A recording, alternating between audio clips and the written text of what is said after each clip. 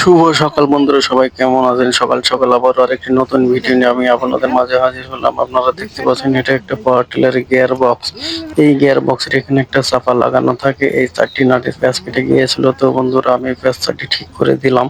দেওয়ার পরে আমাদের যে গাড়ির মেকানিক্স উনি এখন ওই জায়গায় গ্রিস দিয়েছে, আটা দিয়েছে, গ্যাস দিয়েছে, দিয়ে সুন্দরভাবে ওই চাপাটা ওখানে লাগে। আপনারা দেখতেই পাচ্ছেন এটা হচ্ছে একটা 20 ইঞ্জিন। ইনি ভাটায় কাজ করে, ভাটায় টলি টানে, ইট টানে। আপনারা দেখতেই পাচ্ছেন এই পাশে আর একটা পাওয়ার টিলার আছে।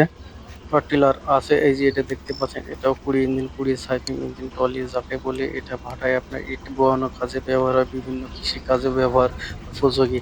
এই যে এটা হচ্ছে 20 ইঞ্জিন, আপনারা দেখতে পাচ্ছেন। আর ওটা হচ্ছে আর একটা ইঞ্জিন। এই যে এই দুইজন একসাথে টলির ভাড়া মারে। ইনারও দুটা নাটের প্যাচ কেটে গেছে, তাই আমার কাছে এই যে আপনার দেখতে হয়েছে সেই চাপা। এই চাপাটা ওখানে লাগানো হবে।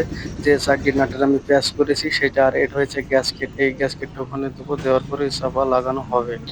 তো বন্ধুরা দেখছেন এটা হয়েছে সেই গ্যাসকেট। এই যে উনি এখন ওখানে এই গ্যাসকেটটা দিয়ে দেখবে যে ওই গ্যাসকেটের মাপ আর এটার মাপ ঠিক আছে কিনা। এই যে উনি এখন চেক করতেছে, আপনারা দেখতেই পাচ্ছেন। আটা দেওয়ার পরে গ্যাসকেটটা যে এখানে একটু জাম হচ্ছে, আবার বের করে এই যে আবার লাগাই দিল গ্যাসকেট। বাস ওকে হয়ে গেল। দেখতেই পাচ্ছেন কত সুন্দরভাবে গ্যাসকেটটা সেটিং হয়ে গেছে।